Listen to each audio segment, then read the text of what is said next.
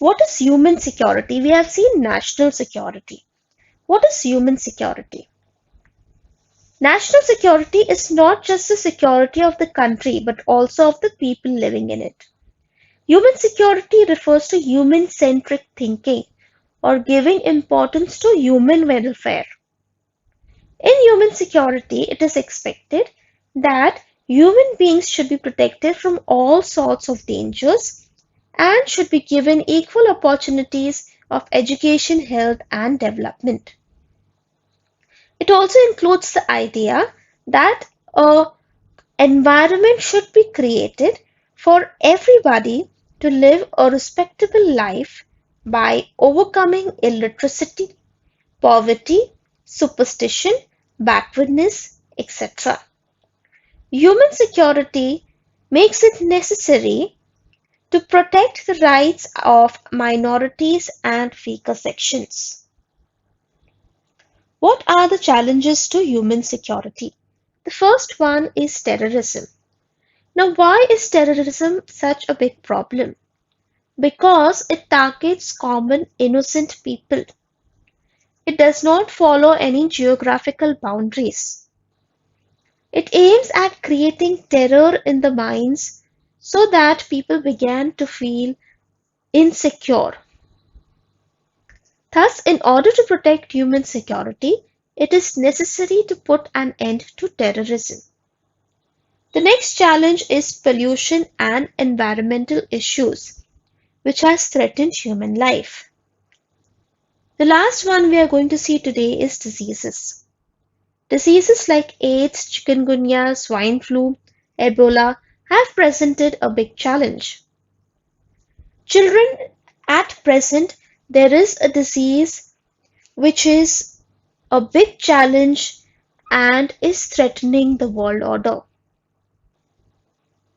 Which disease is it? Yes, you're correct. It is COVID-19. And it is also one of the reasons why we cannot go to school, right? So diseases like these are a big challenge. Protecting human beings from such diseases is also considered as a factor of human security.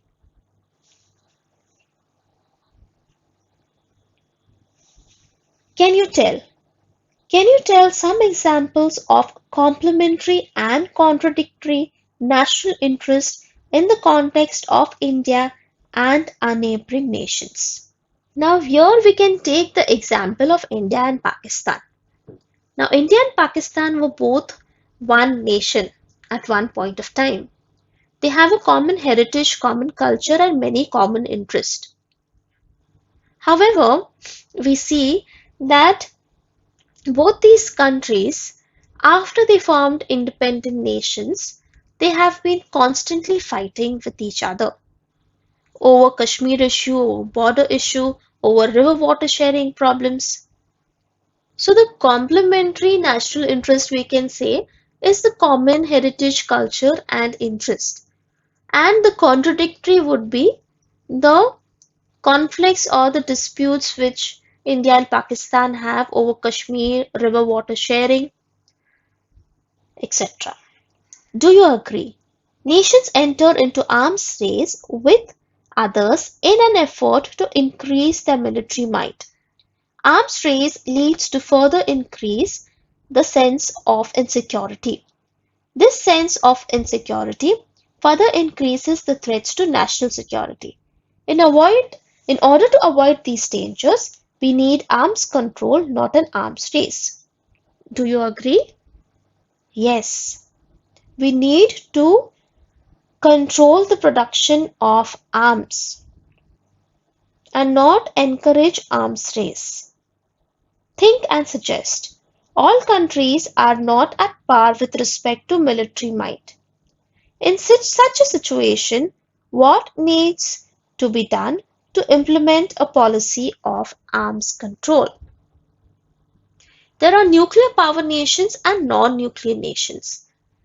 For example, America and Russia possess huge stock of arms and ammunition.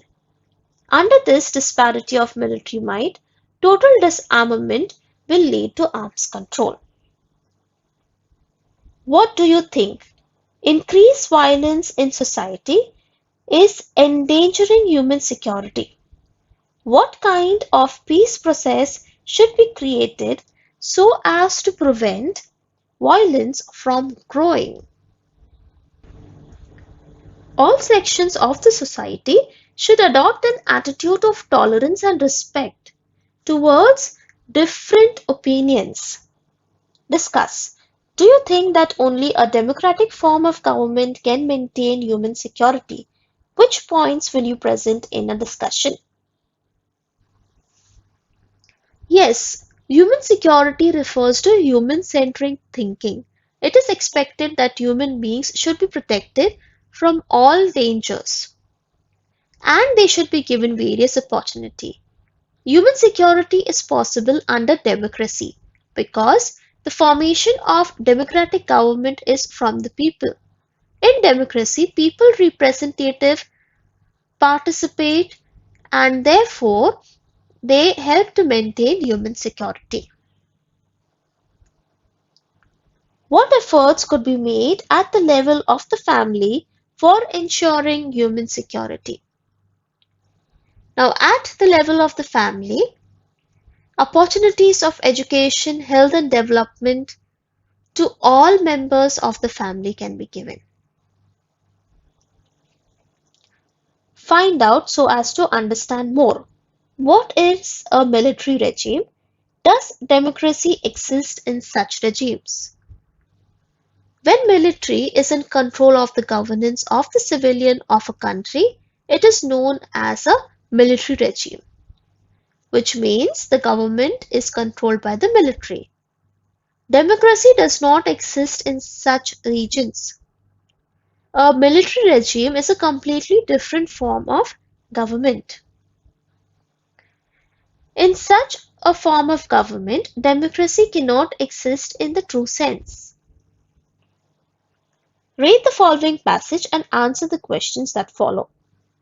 Every nation should try to resolve international conflicts peacefully and by means of negotiations.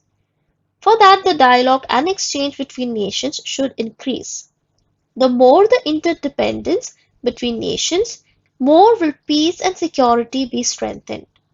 Because of this, different platforms and mediums will be available for discussions and negotiations for the purpose of increasing international cooperation. Nations will try to avoid wars out of fear of economic losses. So, what message do you get from the above passage? Every nation should try to resolve international conflicts peacefully and by means of negotiations. Second question. How will the dialogue between nations increase? Dialogues and inter-exchange between nations on different platforms and mediums will increase because of discussions and negotiations.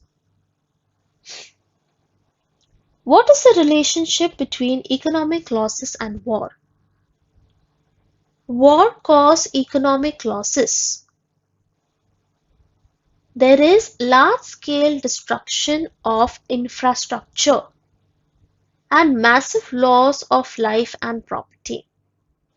And that is why nations try to avoid wars out of fear of economic losses. So children, with this we complete explanation for this lesson. Thank you for listening. Goodbye and take care.